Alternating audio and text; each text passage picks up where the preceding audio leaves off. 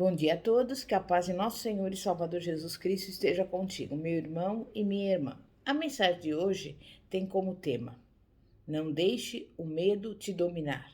E nós vamos abrir a palavra de Deus no livro de Deuteronômio, capítulo 1, e eu vou ler do versículo 19 ao 21, que diz assim: Então partimos de Horebe e caminhamos por todo aquele grande e terrível deserto que vistes, pelo caminho das montanhas dos amorreus, como o Senhor nosso Deus nos ordenara, e chegamos a Cades Barneia. Então eu vos disse: Chegados sois às montanhas dos amorreus, que o Senhor nosso Deus nos dá. Eis aqui o Senhor teu Deus tem posto esta terra diante de ti. Sobe, apodera-te dela, como te falou o Senhor Deus e teus pais. Não temas e não te assustes. Até aí. Da mesma forma que outras pessoas, o povo de Deus muitas vezes é atormentado pelo medo. Os discípulos, que tinham a companhia de Jesus, ficavam constantemente receosos das tempestades, das multidões, da pobreza, dos exércitos, da perda do líder.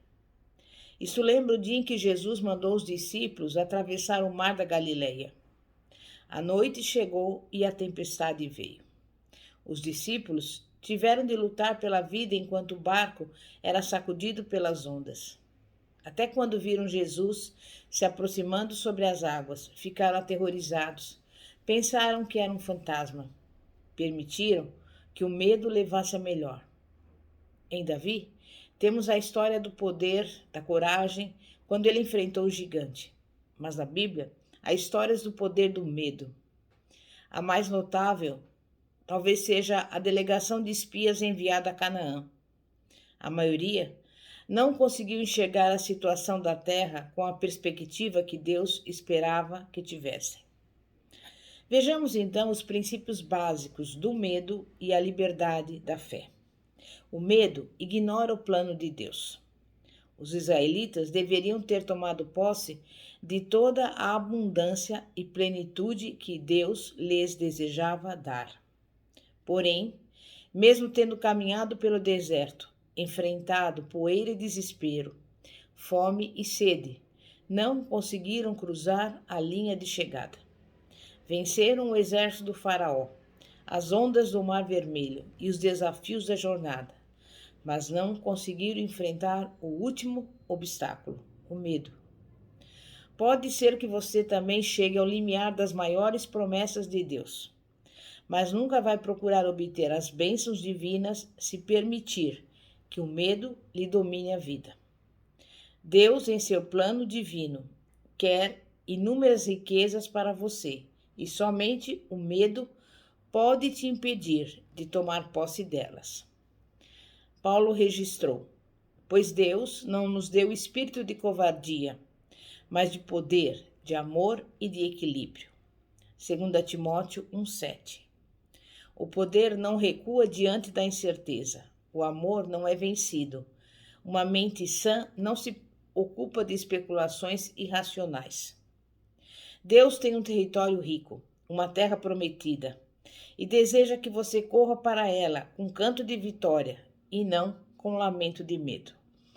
A Bíblia diz como deve ser o canto de vitória. Está escrito: pois vocês não receberam um espírito que os escravize para novamente temeres, mas receberam o Espírito que os adota como filhos, por meio do qual clamamos, Abba, Pai. Romanos 8,15. O fato é que Deus tem um plano e podemos reivindicá-lo com segurança. O medo ignora esse plano. Você já viu algum príncipe tímido e medroso? Pare de viver como um órfão, nem um sem-teto, se você tem as credenciais do Palácio Real. O medo também distorce os propósitos de Deus.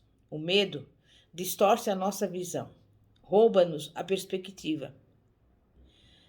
O medo revela o pior de nós, anuncia a reclamação, a desconfiança, a acusação e o desespero. Deus proporcionara ao povo de Israel a vitória sobre os egípcios. conduzira o povo pelo deserto, oferecera um novo plano de vida por meio dos mandamentos que dera a Moisés no Monte Sinai. E agora estava oferecendo uma propriedade, o presente de uma nova terra para construírem uma nação. Por medo, entretanto, eles se escondiam nas tendas para reclamar das intenções de Deus. O Senhor nos odeia, por isso nos trouxe do Egito, para nos entregar nas mãos dos amorreus e nos destruir. O medo faz o mesmo conosco, não é mesmo? Os espias trouxeram uma imagem distorcida e contaminaram uma nação inteira. O medo é um exército de gigantes, porque se multiplica em muitos.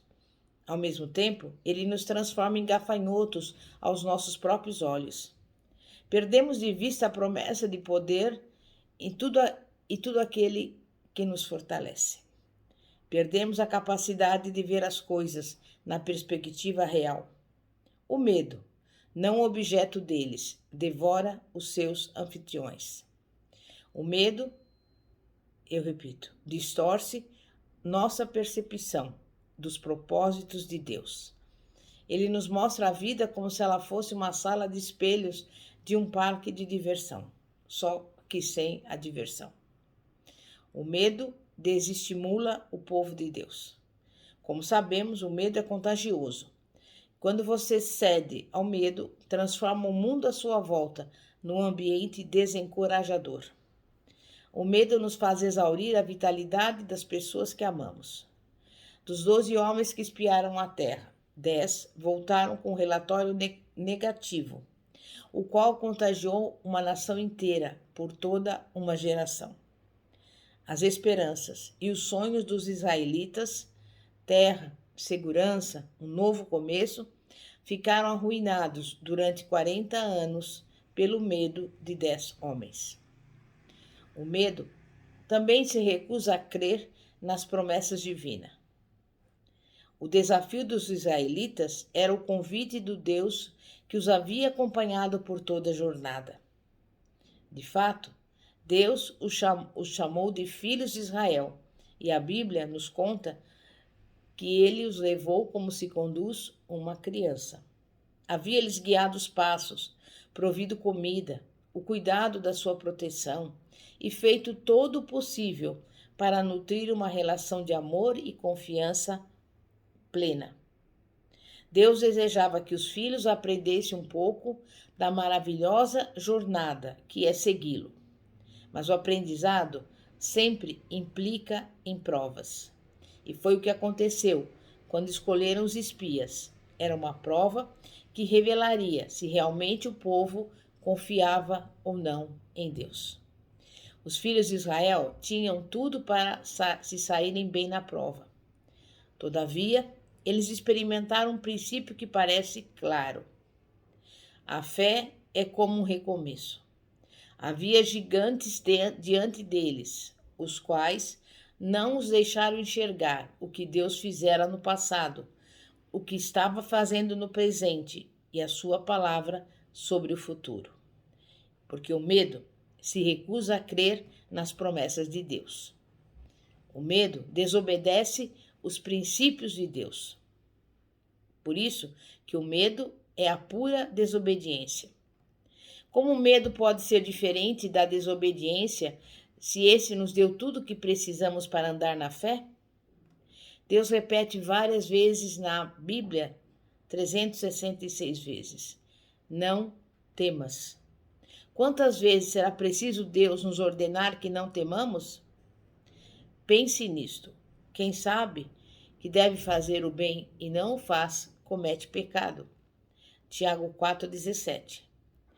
Na próxima vez que você se sentir tomado pelo medo, lembre-se, junto com as demais promessas e garantias de Deus, de que viver com medo é viver em pecado. Deus nos deu princípios de fé que nos ajudam a viver com coragem, e a desobediência tem um alto preço. Para o povo de Israel, significou uma geração perdida. Deus deseja que tão somente aceitemos os presentes que Ele nos concede. Aqueles que se recusam a receber os presentes de Deus se condenam a viver uma vida irregular, errante e sem sossego, pelo deserto do emprego, da comunidade e dos sonhos fracassados. Campos de leite e mel estavam à espera, mas eles se contentaram com menos. Então, como enfrentar os nossos temores? Enfrente o seu medo com sinceridade. Se quiser derrotar o seu medo, terá que fazer como Davi. Apanhe as pedras e avance com ousadia. Em primeiro lugar, entenda o que está na origem do seu medo. Peça a Deus que lhe sonde o coração por você. Ele sabe onde se encontra o problema. Caso contrário, você vai simplesmente fugir e, como Jonas, descobrirá que pode fugir, mas não pode se esconder. Não há para onde fugir. É melhor assumir uma posição firme e encarar a verdade do medo. Confesse que o seu medo é pecado. A única atitude a tomar é buscar a Deus para uma confissão sincera. O salmista disse, no Salmo 34:4, busquei o Senhor e ele me respondeu, livrou-me de todos os meus temores. Caminhar com Deus é caminhar sem medo. Quando apresentamos nosso medo a Deus e o confessamos, nós também nos arrependemos. Isso significa repudiar completamente o pecado, dar meia volta e andar em outra direção. Em seguida, podemos olhar na direção dos passos que nos levam a vencer o medo. Peça a proteção que Deus prometeu.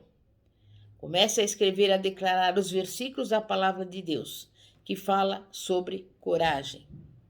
Pedro e Paulo tiveram que enfrentar o medo. Jesus orou no Getsemane, sabendo o que o aguardava nas próximas horas. Todos encontraram força em Deus, e nós também podemos nos beneficiar muito com a sabedoria deles. Josué e Caleb, por exemplo, eram homens diferentes, porque andavam com Deus em todos os seus caminhos. Isso fez com que pensassem e agissem de modo diferente e chegassem a conclusões diferentes dos demais. Se você tem o temor de Deus, não temerá as coisas deste mundo. Se não teme a Deus, então tem medo de tudo mais. O contrário do medo não é coragem, não é confiança, é amor. A partir de agora, aproxime-se mais de Deus, através da oração e da leitura da Bíblia. Confie a sua vida a Jesus Cristo. Jesus pagou a nossa dívida. Podemos ter certeza disso e nos libertar do medo. Deus é vitorioso, nós também, quando o seguimos. Não temas, há gigantes na terra, mas comparados ao nosso Deus, eles são pouco mais que gafanhotos. Amém? Vença o medo em nome de Jesus. Amém, graças a Deus. É momento de oração. Santíssimo Deus e poderoso Pai, Pai de nosso Senhor e Salvador Jesus Cristo, confessamos neste momento diante do Senhor que muitas vezes sentimos medo de uma série de situações, mas neste momento te pedimos, perdoa o nosso pecado do medo que representa a desobediência. Nós queremos entregar neste momento a nossa vida em tuas mãos, Pai. Queremos que o Senhor, em cumprimento à sua palavra, nos livre de todos os nossos temores, porque assim está escrito no Salmo 34:4. Nós confiamos no Senhor porque sabemos, Pai, que a tua palavra nos diz que para ti não haverá nada demasiadamente difícil, porque tudo é possível àquele que crê. E também sabemos, Pai, que é a tua palavra que nos diz 366 vezes, não temas, não te assustes. E nós queremos viver essa palavra em nossas vidas, em nome de Jesus. Amém e graças a Deus. Glória a Deus. Que a paz de nosso Senhor e Salvador Jesus Cristo esteja contigo. Amém e graças a Deus. Glória a Deus.